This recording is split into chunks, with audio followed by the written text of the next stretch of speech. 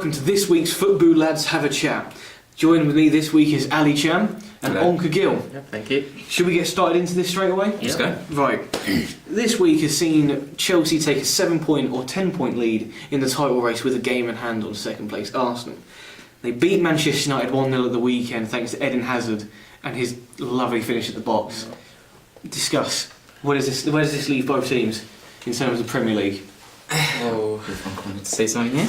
I think that's it for Chelsea. They just have to keep calm until the end of the season, and they won the title.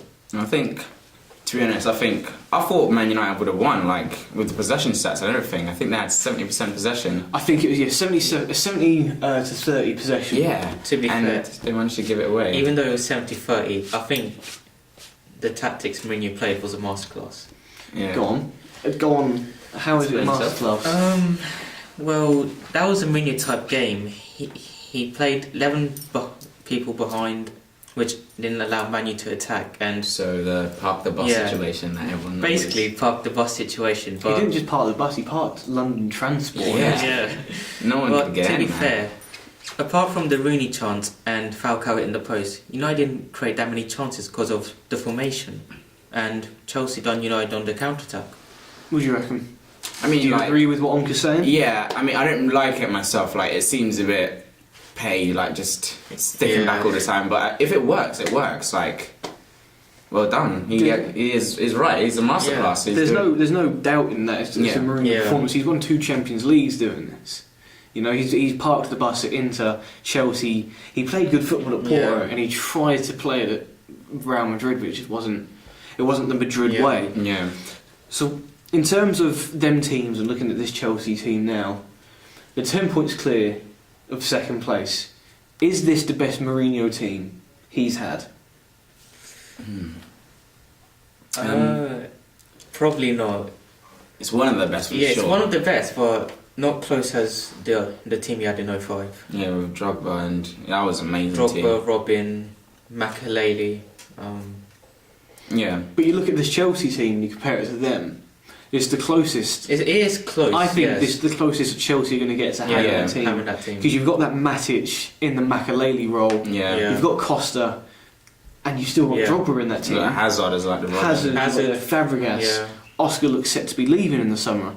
Willian doesn't seem to be able to be as fit as he was in the start of the season. Defensively, I think they're the best in the league. Statistically, they're not, but I think performance-wise they are. Mm. Now you look at other teams throughout the history of the Premier League. Where does this rank? Where does this Chelsea team rank in them?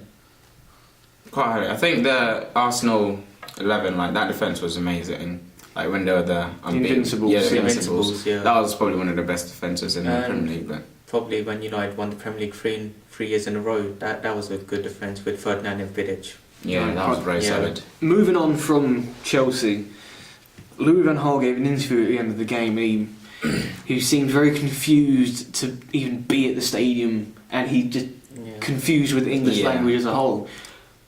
What do you make of Manchester United under Van Gaal this season? Have they been better than they were last year? I think they have been better than last year, but Man United fans are always wanting more and more. So I think it's a bit of a burden for Van Gaal to like. Do you blame them though? They've been through a period of time where every year they win. Yeah. They win something, or they come close to winning it. Last season they finished 7th.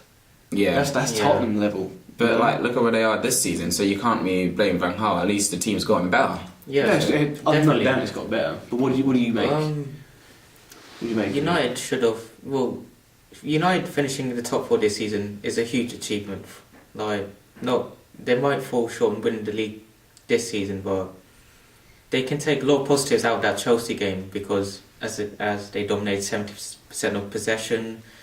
But to be fair, Van Gaal's signing this season, I really haven't made no impact because Moyes' signings have actually made an impact this season.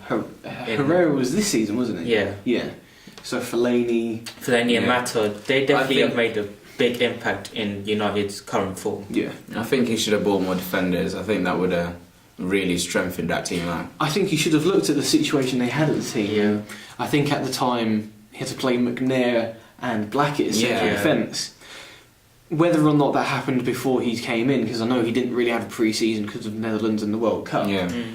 But surely he should have been able to look at that and go, we need defenders more than we need Angel Di Maria. Well, United's season for me changed when Van Persie got injured, because it allowed him to bring Young and play that formation of Young playing Rooney back into his position up front. That's where he's the best. Yeah.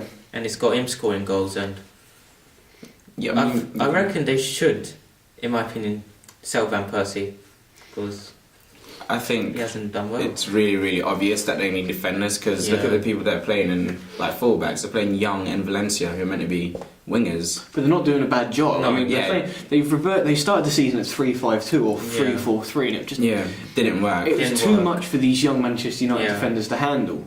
With Rojo coming in, adapting to the league, Blackett and McNair just making that jump up from under 21s to Premier League, which isn't. It shouldn't be as big as it is, but it is. It is, yeah. Playing 4 at the back, Valencia, I think it's Raphael plays right back because he's injured. Yeah. Smalling and Jones, and Daley Blind at left back, who I think has made the biggest difference. Yeah. Because you look at the Tottenham game, Andros Townsend should have given him a run around. Yeah. Didn't. Blind dealt with him.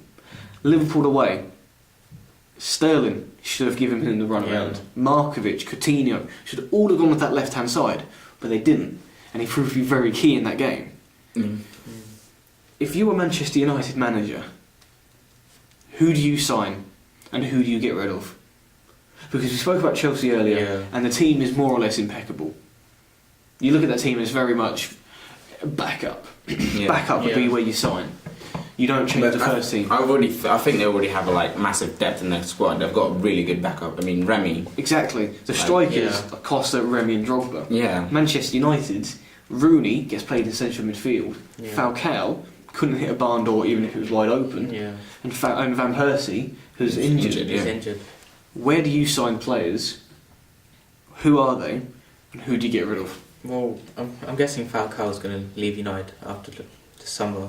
So get a striker in there. I think they have enough strikers, to be honest. Even with Falcao gone, then but they can play really. Yeah, but that's enough though, isn't it? Yeah, but they're two world-class Van strikers. Persie hasn't played well this season, in my opinion. He just hasn't. Yeah, but he's just been lazy, not putting in the effort and. But Van Persie's been like that for a while. I know. Yeah. And it seemed to work when he was at Arsenal the first season at Man United. And second season. The first season at Man United, he won the Premier League, but since then he hasn't showed the form he had when he was at Arsenal and the first things he had at United.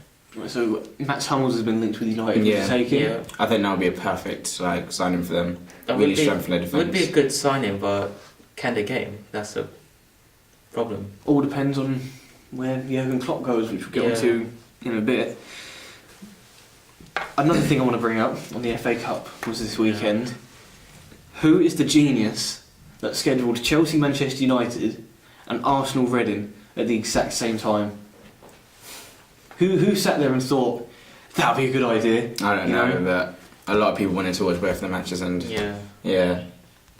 Like, what game did you two watch? I watched the Arsenal and Reading match. Yeah, I know, I watched Arsenal Reading as well. It was a really good match. Yeah. Why was it so difficult for Arsenal to win that game? I think Federici, apart from the last mistake, which basically cost him the game, he played really, really well. Even that header that what's his name, Gabriel, that young player, that was a really good header going top corner, and he managed to save that. And I think he'd done really well. And Reading did themselves proud, even though they lost. They gave Arsenal second in the Premier League a really good fight. Yeah, Reading, all the players knew what they were doing, and they basically played like a team and stopped Arsenal from doing their basically tick-a-tack passing around and scoring. I think one of the most saddest things about that whole game was at half-time, just after the Federici mistake. Yeah. They all went into the centre circle and they did their team huddles. Yeah. And you just see Federici look up at the screen because they're playing his mistake over and over again. Yeah. How bad must that affect a player? I think especially in that environment. That will really affect your mindset in the game. You probably make more mistakes when you see that being played over and over again. It's something that can affect a keeper very, your reactions and awareness. Before that mistake, he was on form. Yeah. He was the reason that Reading was still in the game. Yeah. And let's move on from that one. Okay. We're going to talk about something that's very close to your heart now, Ali. What happened? How did Villa beat Liverpool? To be honest, I don't want to talk about it. One of you should go on in. Well, Liverpool just didn't perform in that match. In my Okay, I opinion. want to talk about it. I think we did perform. We just maybe got a bit unlucky. I think it was winning. Well, it wasn't winning. It was losing. Came back. No, you were actually You one won nil the up. lot, You didn't you? was 1-0 up. Yeah, 1-0, and then You dropped the ball. You literally dropped the ball. You dropped the ball. come on. No, what do you think? Like, what do you make of the performance of the team? Brendan Rodgers changing the tactics halfway through the game. He made it look like a FIFA game. You know, our 3-4-3 didn't work, so we'll go 5 at the back. But that means that there's not enough players upfield, so we'll go 4 at the back, and we'll have 3 up front. But that leaves the midfield exposed because it's Henderson, Jordan Henderson, Gerrard, and Allen. I think like maybe the team it's just changed. I think Gerrard used to be like a crucial role, and like now I think they're trying to adapt the team without him, and it's just going all over the place, and he's finding it difficult to make a team without Steven Gerrard. I mean, he's been such a crucial person to Liverpool for so many years, and now he's going, and it's just really hard, I think, for Brendan Rodgers to make a team run. I don't really blame him, to be honest. I think maybe next season we could get new players that could probably improve the team, but for now, I think for him it's a very hard job. Right, without going on to Brendan Rodgers too much, because I've got a lovely little section on that later. Okay. Right? Okay. Do you think, besides the fact Lucas was out injured, do you think Gerrard was played because Rodgers felt that he could make a difference, or was it sentimental to give Gerrard his? He didn't know that at the time. Yeah. It's one more game at Wembley. Do you think that was why he played him? I reckon it's because of the one more game at Wembley. Well, Yeah. Would you like come But then, from a saying that- Liverpool fan? He's one of your greatest ever Yeah. players. But do you Yeah. play him in that game, or do you find another way to do it? it kind of like felt like he thought that they were going to lose or something, because why would you not play Lucas? I don't know, but To be fair, coming into the game, Liverpool were playing really well without Gerrard. If I was Brendan Rodgers, I would have played that same team without Gerrard, have Henderson in that role and play Gerrard in the final. Yeah, I think that would have been better, but I don't know. It's his choice. Yep. Can't do anything about it now.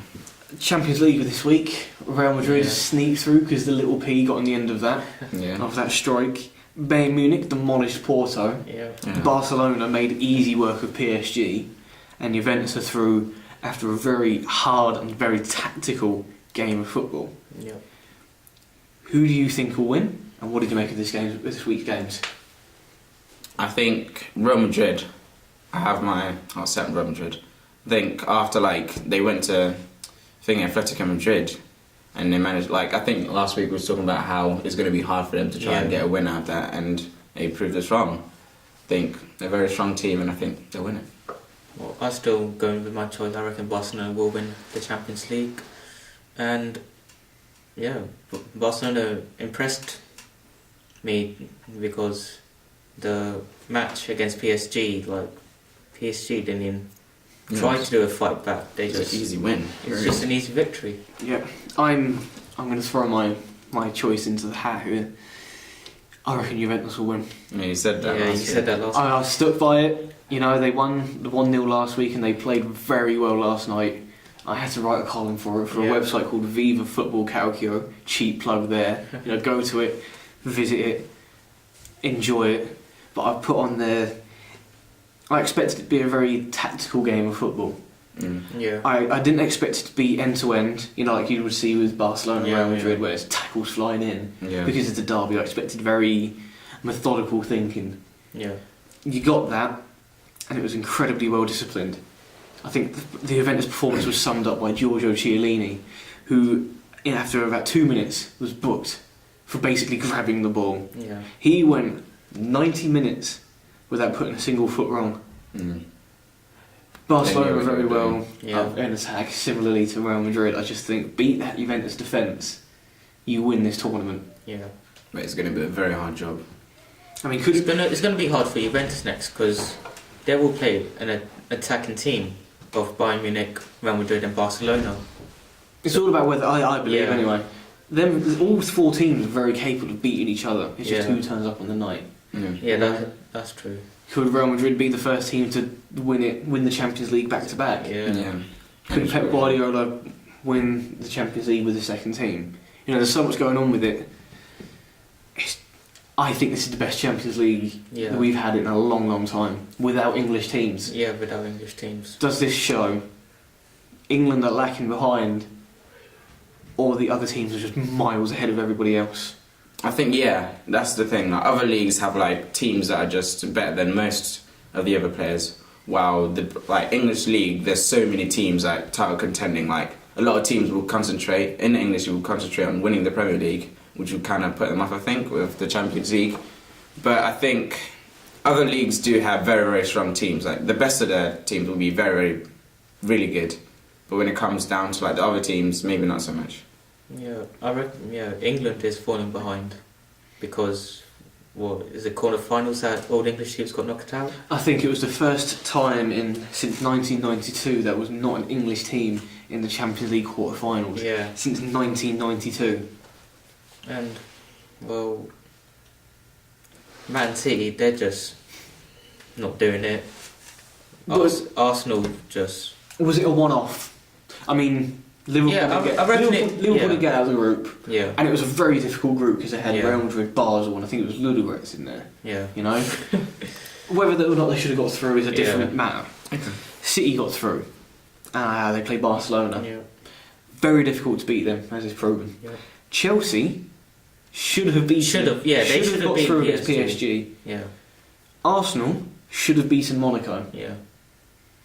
Is it a one-off, or are English teams lagging behind the rest of Europe? So if someone's put out there. I think it's a one-off. Yeah, it's one-off, definitely, because last season Chelsea made the semi-finals of the Champions League and unfortunately fell short of Atletico Madrid.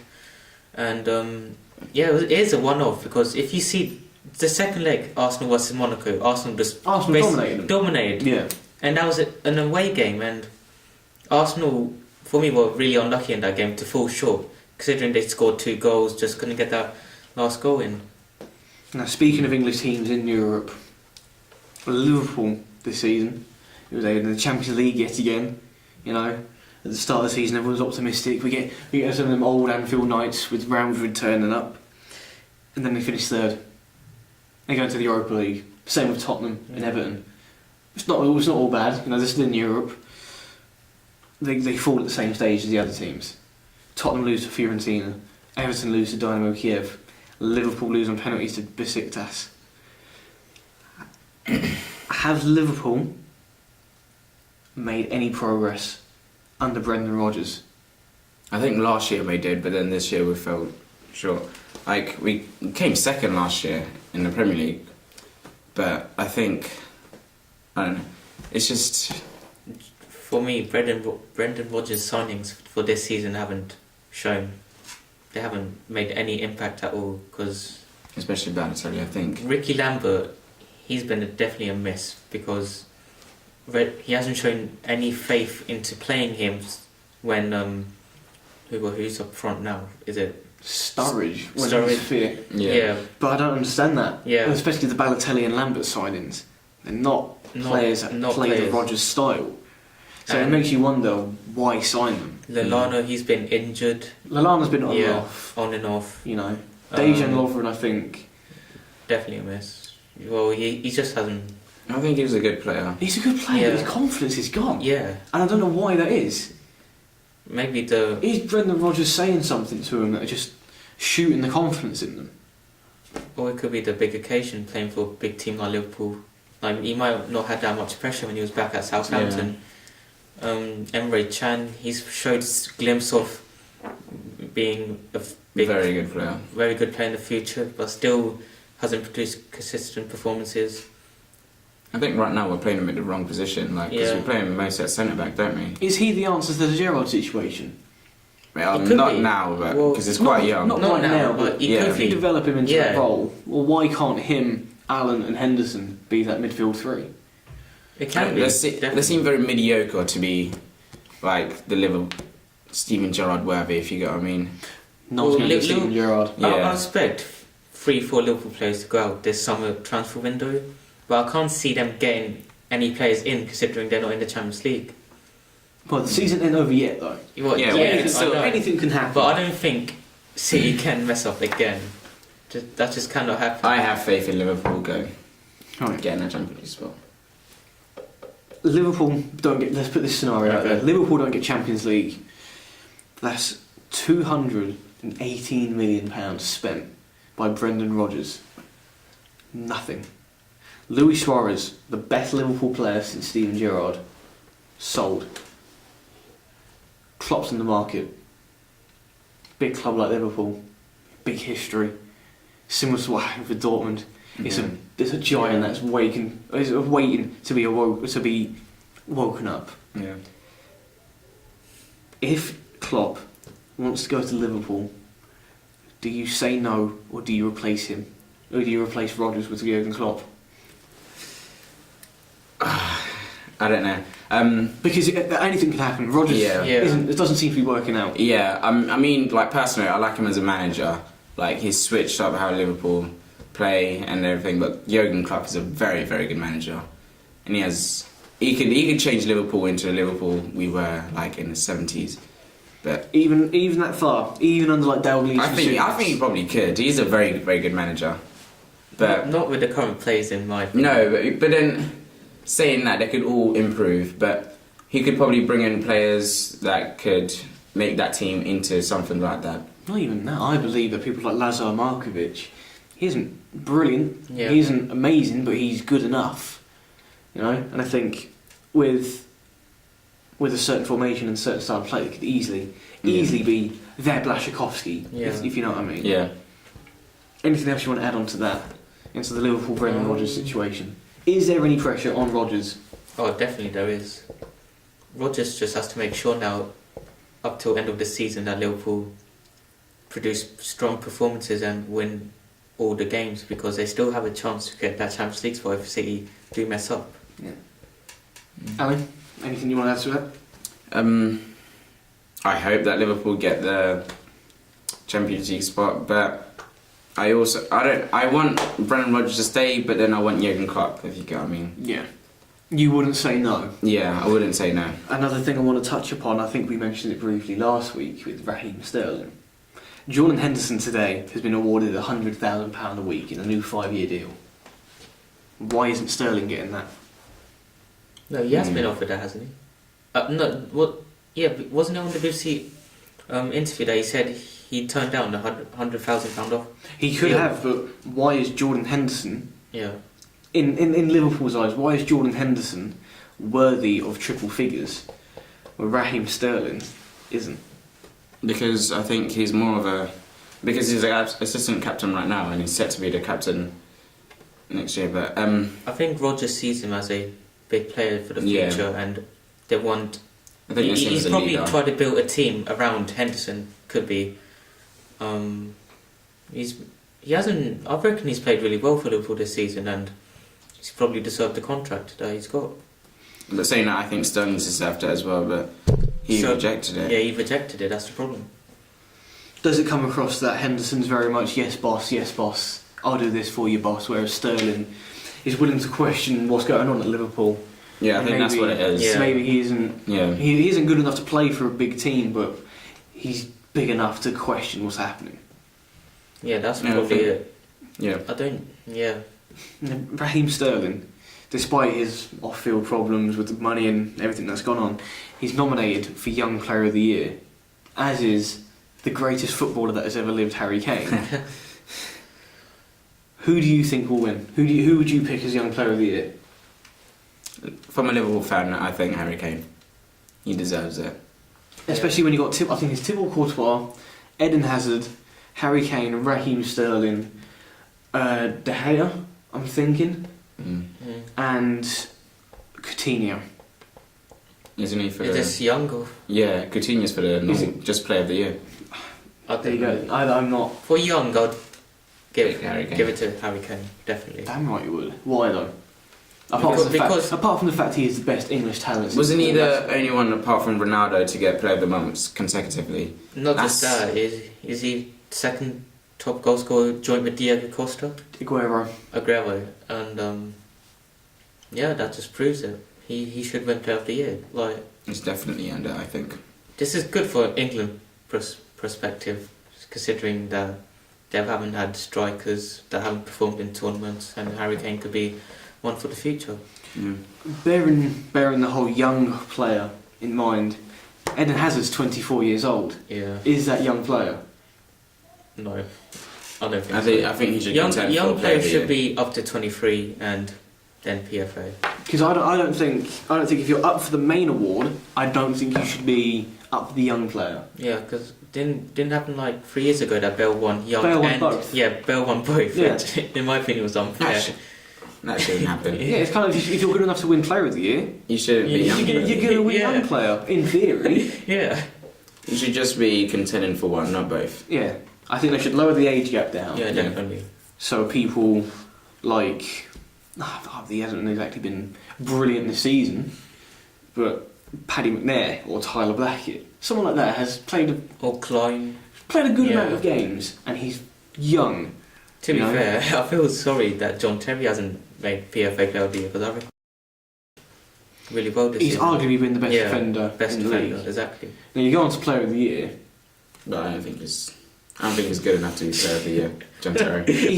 Not to be Player of the Year, but to be in that If Felipe shortlist. Coutinho Yeah. is nominated. Oh yeah. Why As a isn't Liverpool John fan, I Terry? think Coutinho is. I mean, he's been a great influence to the Liverpool team, but I think someone else deserved that spot. And who would you give that spot to? I don't know. Someone like. So what is the list? Is Sanchez? It's Sanchez, Harry Kane, Eden Hazard, Courtois, I think's on there. No, it's De Gea. No, De Is Gea's De the only Gea on keeper. there? Yeah, De Gea's the keeper.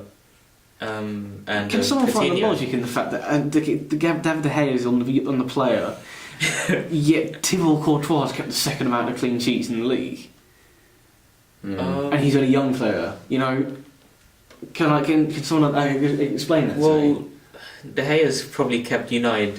Yeah, I think De Gea has been In more the crucial. game, That's yeah. the thing. Because I think even if Chelsea would have played like Petr or something, they probably would still be in the same position. Yeah. While De Gea really was a great influence on Man United. So that's a good enough point. Who's your tip to win them?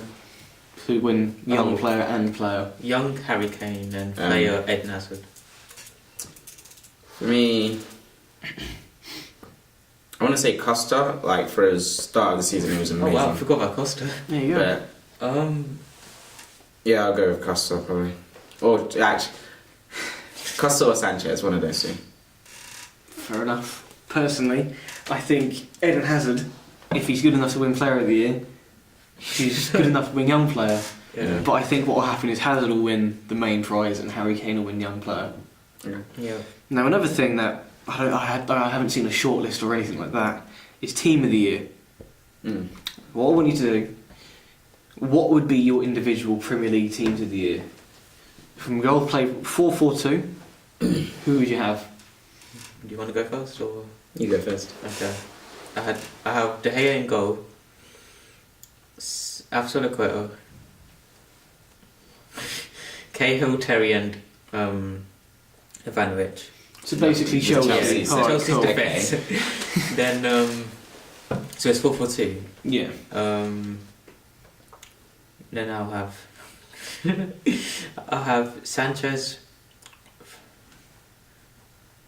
Just thinking. Fabregas. Who else has been good?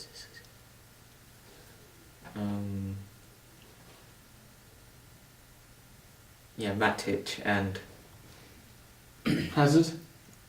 probably Hazard. So let's just Yeah, so for the record, the team Tonka's team of the year is It's Chelsea's Chelsea. apart from two players. and Aguero and no, Costa. Harry Kane and Costa. Three players apart from that, and it's the Chelsea team. okay. Sorry to I be. think I'll go next. I did say De Gea in goal. I'll probably go with De Gea in goal. Right back, Klein. Left back, Aspilicueta. Centre backs, Fonte and. What else has been good? Terry. No, No, No. not with me, Terry. no. Then say Yeah, Cahill. I'll give him that. Cahill. Yeah. And I'm then, glad he didn't say Skirtle. yeah, I wasn't. To be honest, I'm not going to put a Liverpool player in there. Left back Glenn Johnson. Actually, yeah, I will. And then Sterling,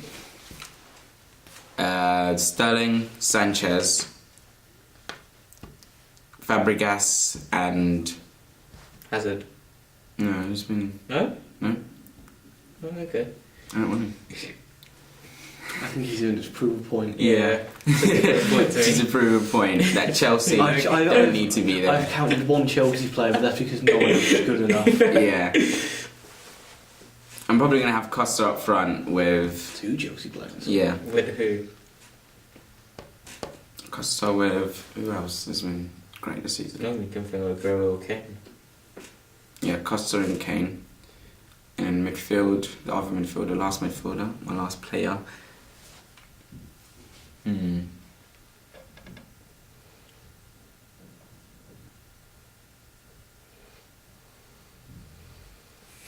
have to say Hazard, man. Don't want to. He's holding on for Lazar Markovic. I wouldn't. Who else are you going to say? I don't want to say Hazard. You have to. Right, basically, Ali's picked a trialist. Yeah, okay, fine, Hazard. Right, my team, it's a tie in goal between De Gea and Hugo Lloris. Take bias away from it. Hugo Lloris has kept Tottenham in a lot of games. Yeah. The De Gea. So it's De Gea. Yeah, De Gea has done that more. I'm edging towards De Gea, but it's between them two. Okay. Right back Nathaniel Klein. Yeah. Centre backs John Terry, and it's got to be Fonte. Yeah. Left back Aaron Cresswell. Mm. You know, he should have been, in my opinion, one of the nominees for young player. As Bellerin should have been at right back. So it's between Klein and Bellerin. So I'm edged towards Klein. Right midfield Sanchez. Yeah. Centre midfield Matic and Fabregas has been very crucial. Fabregas has been crucial, but not in the second part of the season. Mm. I'm edging towards Coquelin. Oh yeah, that's a good choice. Matic and Coquelin will be my team of the year. I don't like Coquelin, to be honest. So defensive midfield. Very defensive. Yeah. When you have the attack of Sanchez, Hazard on the left, Kane and Costa. Because I can't see past them 2 players. Kane has been the darling of the season. You know, he's been the fairy tale story, and Diego Costa is going to win the league with Chelsea. Yeah. That's what I think. So, before we go off, is there anything more that we'd like to add? No. Mourinho is in a masterclass. I think that's a conversation for another time. Thank you for listening to our podcast this week. We'll be back next week for the FootBOO Lads Have a Chat. Thanks to my guests Ali Cham and Onka Gill. Thank you and have a lovely day. Goodbye. Goodbye.